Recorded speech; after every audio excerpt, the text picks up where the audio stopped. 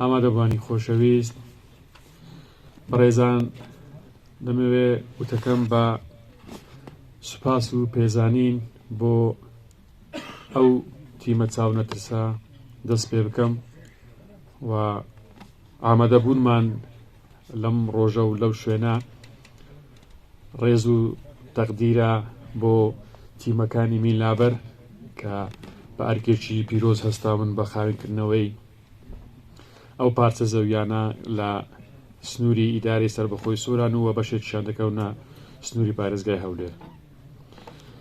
بەڕێزم برادران باسییان لە وردەکاری پاکردنەوەی ئەو زەویانە کرد.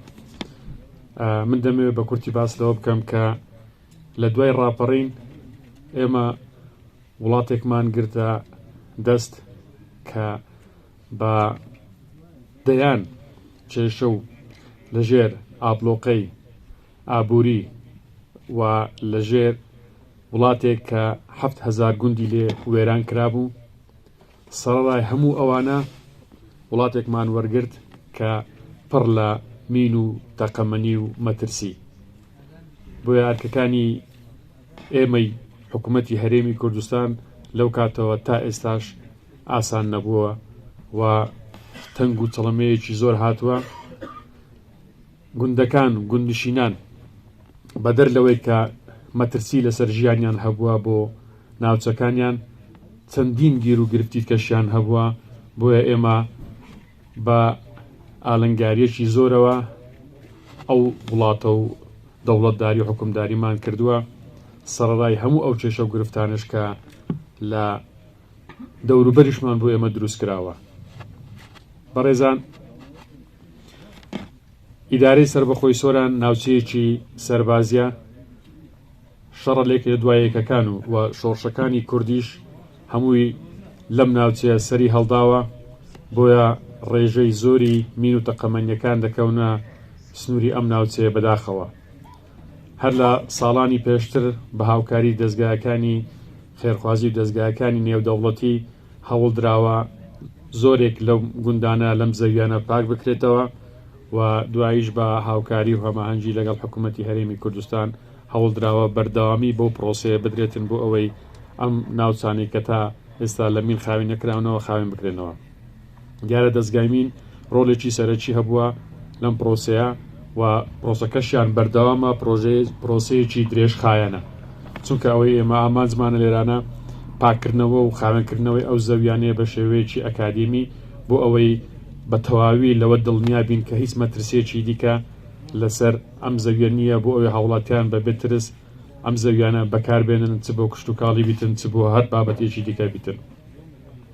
زۆر جارانیش بەداخەوە ڕێڕەوی ئەو مینانە دەگۆڕدرێتن بەهۆی کەش و هەوا و باران و شتیوا دەگۆڕدرێتن.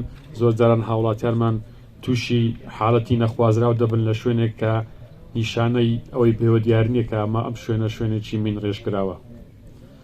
من لێرەوە دەمەوێت بە ناوی ئیدارەی سەربەخۆی سۆران هاوکاری و پاڵپشتی خۆمان دووپات بکەینەوە بۆ ئەو دەستگایە لە هەر شوێنێک پێویستیان بە هاوکاری و هەماهەنگی ئێمە هەبێتن، ئێمە تەواو پاڵپشتیان دەبین بۆ ئەوەی هەموو ئەو شوێنانی کە تا ئێستا لە مین پاک نەکراونەوە هەوڵ بدرێتن بە بەرنامەیەکی توکمە ئەم ناوچانە پاک بکرێنەوە. شەرتنی ئەو ناوچانە تەنها ئەوانە بن کە بۆ بابەتی کشت و کاڵی بەکاردێتن، چونکە ئێمە ناوچەیەکی گەشتیاریە، ناوچەیەکی کشت و کاڵیە، ناوچەیەکە زۆر جاران لە بەهاران هاوڵاتیان سەردان دەکەن بۆ بابەتی گژوجیە. بۆیە هەموو شوێنێکی ئەم دەڤەرە بۆ ئێمە گرینگە، بەڵام وەکو کاک نیاز ئیشارەتی پێدا لەوانەیە ئیمکانیاتی ئێمە و حکوومەتیش سنووردار بێتن بۆ ئەوەی ئێمە بتوانین هەموو ئەو ناوچانەی کە چەندین ساڵات دوژمنانی ئێمە بەمین دایان ڕێشت و ئێمە بتوانین پاچیان بکەینەوە. من جارێکی کە دەستخۆشی لەو تیمە دەکەم و سوپاسیان دەکەین کە ژیانی خۆیان خستوتە مەترسی بۆ پاکردنەوەی ئەو پارچە زەویانە کە ئێستا لەم داتایە بەردەستە و هیوادارین بە بەرنمەیەکی توکمە هەموو ئەو شوێنانەی دیکە کەماون لە پلان و بەرنامەی ئێمە و حکوومەتی هەرێمی کوردستانیش بە تایبەتی کابینەی نوێمی حکوومەتی هەرێمی کوردستان بابەتێکی گرنگجیدانی بە کابینەی نوێم بە بابەتی کشتتوکاڵی و بابەتی گەشتیاری دەکەوێتە چوارچەوەی ئەوەی کە ئێمە ئەم دەستگایە زیاتر چالاکتر بکەینەوە بۆ ئەوەی بتوانین ئەوانەی ئەو شنانەی کە تا ئێستا ماون لە میرپاچیان بکەینەوە. جارێکی کە سوپاس و پێزانین بۆ ئامادەبوونی ئێوەی بەڕێزیش وەکو باسم کردەوە ڕێز و تەقدیرەکە بۆ ئەو دەستگایە بۆ ئەو تیمشکە ئەم کارە پیرۆزیان ئەنجام داوە.